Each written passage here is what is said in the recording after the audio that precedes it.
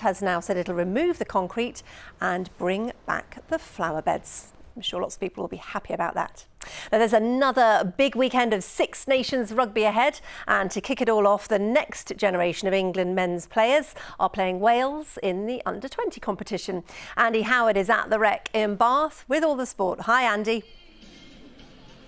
Hi Liz, yeah, 8,500 tickets have been sold here tonight at one of the most prestigious rugby grounds anywhere, and it's a great chance to see that next generation come through. This competition actually mirrors the men's Six Nations, so with England playing Wales in that this weekend, they'll play that in the under-20s here tonight. And there's a strong local flavour to it. 5 lads from our local side will be taken to the pitch tonight, both for England and for Wales. One of them is Billy Seller.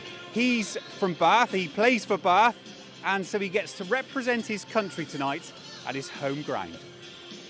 I'm excited, honestly. It's such a historic ground, and being able to play on the pitch, sitting in the stands and watching, now actually getting the chance to play on the pitch, I just feel excited and proud.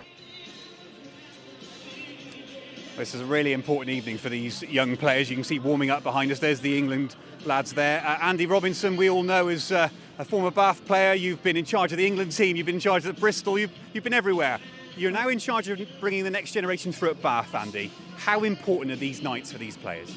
Well, it's great to have international rugby here at the Rec, and it's ideal for the young players because coaches want to see whether these young players can step up and perform on the international stage, and this is their first stepping stone for doing that from the academies.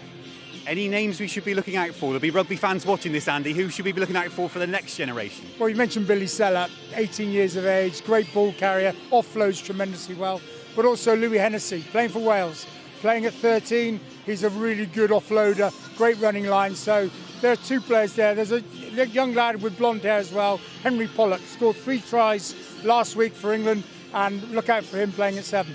And just briefly, I mean, we've got a strong heritage in the West Country. You're part of it as bringing through brilliant rugby players. How, in your opinion, where are we on that treadmill at the moment of bringing young, fresh talent through?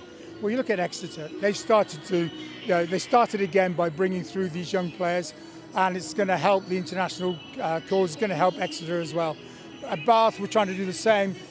Really looking at sort of developing the skills of these players, seeing their passion for the game, and I think that's the most important part for us. Are they passionate about playing rugby? And if they are, we believe that any of these players can make it.